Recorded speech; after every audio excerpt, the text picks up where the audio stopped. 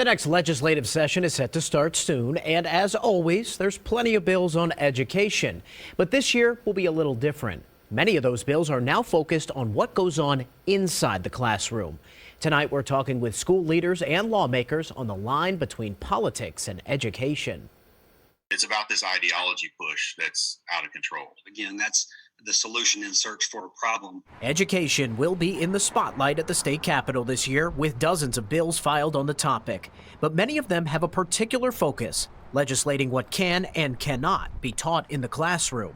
Senator Nathan Dahm filed a bill compelling schools to teach at least 45 minutes on victims of communism on or around November 7th. A bill from Senator George Burns would ban social studies teachers in courses with graduation requirements from being forced to discuss, quote, currently controversial issues of public policy or social affairs.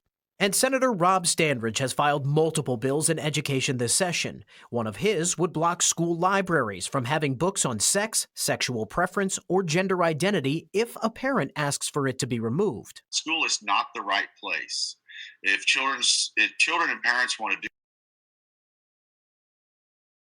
The senator, who was also a sponsor on the bill last year banning critical race theory in the classroom, claims these bills are needed and that political ideologies are being pushed in Oklahoma classrooms. School is their own worst enemy, because the 5 or 10% that are controlling these things are going to ruin public school for everybody if they're not careful. But Scott Farmer, the superintendent at Fort Gibson Public Schools and legislative chairman for the Oklahoma Association of School Administrators, says things like critical race theory aren't an issue in Oklahoma schools. In the 20 years I've been an educator, 10 as a superintendent, not once have we sat down and discussed this ideology of critical race theory, or CRT, when we've developed our curriculum. Farmer says legislation on what's happening in the classroom isn't new, but it is now in focus nationally. And he says these new bills are having an impact on educators in a state already facing a teacher shortage. But they also land squarely on the desk of teachers, and our teaching staff has been through a lot lately, and it just, I think, can be counterintuitive and counterproductive to moving the needle in Oklahoma. Has this sort of forced more teachers to look elsewhere outside the profession?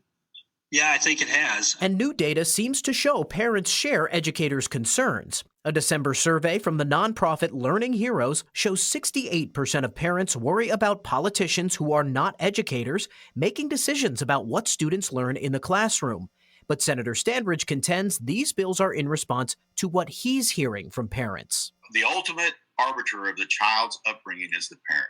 And if the parents are telling us that schools are not doing it the way they want it done, it is our job to fix that, period. So where is the line? How do we know when to let teachers teach and when lawmakers should step in? It's an area educators and lawmakers remain divided. I'd say you draw it by reading, writing, and arithmetic. I mean, the job of teachers is to teach education, not morality, not things that they know is a parent's responsibility. Let's trust our electorate to elect school boards to help manage that and keep our decisions local. But let's go as a legislature at 23rd and Lincoln, and let's invest in a robust way in public education like we've never seen before in Oklahoma.